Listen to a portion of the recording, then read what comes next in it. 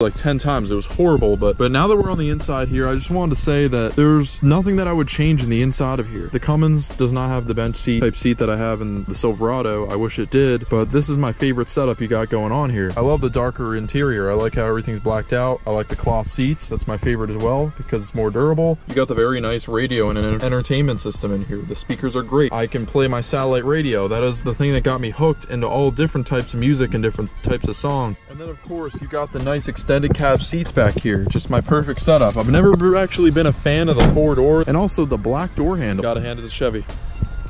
They make a darn good truck. Got the IFS suspension in the front. Such a nice smooth ride. Nice well covers in here because of my body lift, and I also wanted to match the front. It looks better this way.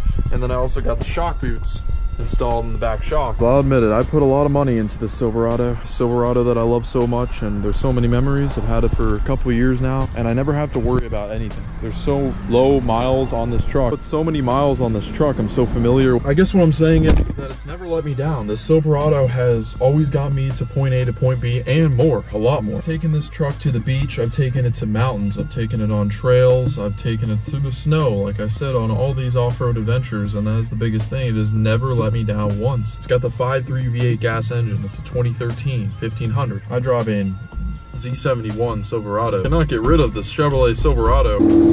You know, another thing that I've always liked about the Silverado is that it is flex fuel E85 ethanol. And I must say, when I used to put E85 in this truck, a power increase, full fat back window. So yeah guys, went on a beautiful drive today. Just really recapping on how much I love this truck. Can never let her go. Just look how beautiful this truck really is. And I don't want to boast about it, but I'm saying that if you guys have a truck and you guys build it up, you couldn't let it go. And it's nowhere near finished. So I hope you guys enjoy this video. Make sure to give it a thumbs up. Don't forget to subscribe so I can see you next video. Until next time, have a nice day.